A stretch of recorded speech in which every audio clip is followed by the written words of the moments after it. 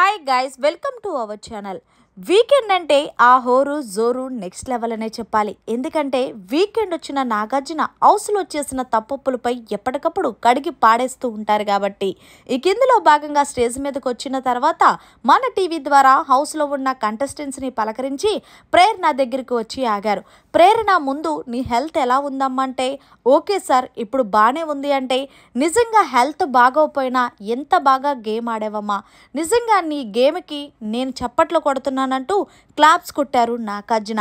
ఏదైతే puppy task ఉందో ఆ పప్పీ టాస్క్లో నీకు ఒంట్లో బాగోపోయినా సరే ఎలాగైనా చీఫ్ అవ్వాలనే తపన ఉంది చూడు, నిజంగా నెక్స్ట్ లెవెల్. రోజు రోజుకి నీ ఆటని ఇంప్రూవ్ చేసుకుంటూ ముందుకు వెళ్తున్నావు.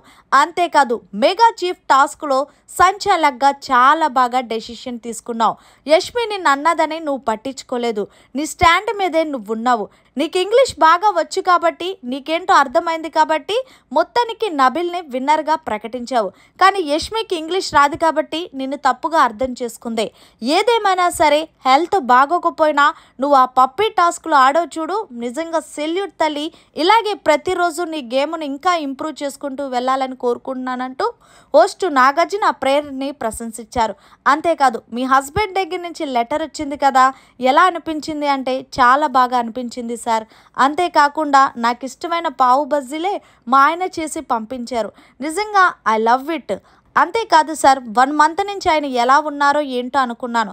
ఆ మెసేజ్తో నాకు చాలా హ్యాపీగా ఉంది, కొంచెం భారం దిగినట్టు ఉంది అంటే మరి ఇంకెందుకు ఆలస్యం, నెక్స్ట్ వీక్ నుంచి నీ ఆట మరింత ఆడపులిలా ఉండాలంటూ హోస్ట్ నాగార్జున ప్రేరణకి మంచిగా బూస్టప్ ఇచ్చారు. మరి మొత్తంగా నాగార్జున ప్రేరణపై చేసిన కామెంట్స్పై మీరేమంటారనేది కామెంట్ చేయండి. మరిన్ని లేటెస్ట్ అప్డేట్స్ కోసం చూస్తూనే ఉండండి అవర్ ఛానల్.